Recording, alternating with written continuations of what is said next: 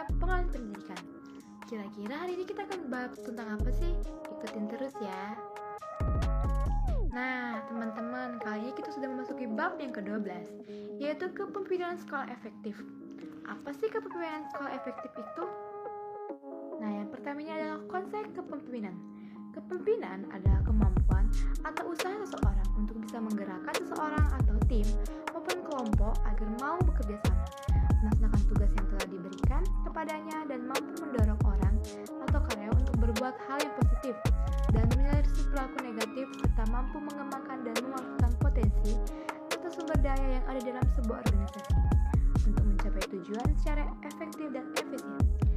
Nah, kepemimpinan ini memiliki unsur-unsur, yaitu unsur-unsur kepemimpinan dibagi menjadi 4. Yang pertama adalah proses memberi arahan, yang kedua adalah memberi motivasi, yang ketiga adalah mampu menciptakan rasa percaya diri, dan yang terakhir yang keempat yaitu mempengaruhi dan menggerakkan.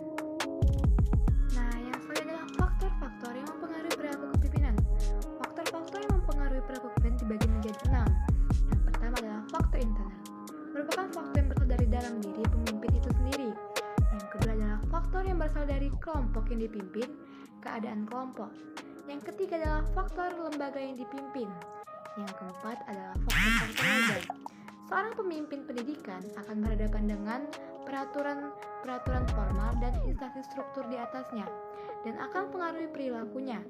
Yang kelima, faktor lingkungan sosial merupakan keadaan masyarakat sekitarnya.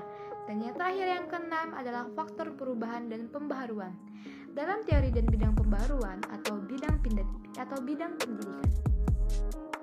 Nah, yang selanjutnya adalah syarat-syarat dan prinsip kepemimpinan pendidikan. Syarat-syarat dan prinsip kepemimpinan dibagi menjadi 4. Yang pertama adalah seorang pemimpin harus memiliki kepribadian terpuji, antara lain periang, ramah, bersemangat, pemberani, murah hati, dan spontan percaya diri, dan memiliki kepekaan sosial yang tinggi. Yang kedua adalah paham dan mengerti tujuan yang hendak dicapai dan mampu mengkomunikasikan kepada bawahan dan stakeholder. Yang ketiga adalah memiliki wawasan yang luas di bidang tugasnya dan bidang yang relevan. Yang keempat adalah berpegang pada prinsip-prinsip umum kependidikan yang meliputi konstruktif, kooperatif, kreatif, partisipatif, penjelasan yang baik proporsionalnya, memahami dan menerapkan prinsip kepemimpinan Pancasila yang dikembangkan Ki Hajar Dewantara. Nah, yang selanjutnya adalah fungsi kepemimpinan. Fungsi kepemimpinan dibagi menjadi 5. Yang pertama adalah fungsi instruksi, yang kedua adalah fungsi konsultasi, yang ketiga adalah fungsi partisipasi, yang keempat adalah fungsi delegasi, sedangkan yang terakhir yang kelima adalah fungsi pengendalian. Sedangkan kepemimpinan kepala sekolah yang efektif juga dibagi menjadi 6. Yang pertama adalah inisiatif, yang kedua adalah inquiry, yang ketiga adalah advocacy, keempat adalah conflict solving, yang kelima adalah decision making, dan yang terakhir yang keenam adalah kritik. Nah, apa aja sih kunci sukses kepemimpinan? Kunci sukses kepemimpinan itu ada 10.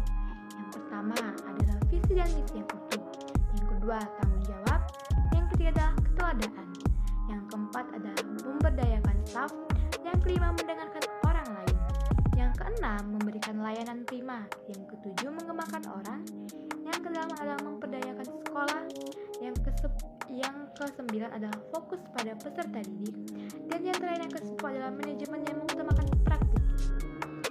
Nah, hal-hal yang harus dikenali dalam memimpin. Apa aja sih yang harus dikenali oleh para pemimpin?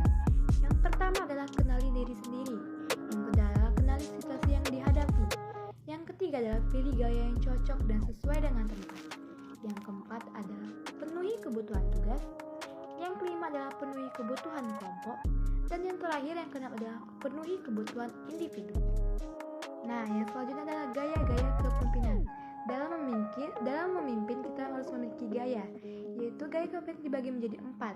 Yang pertama adalah tipe otoriter.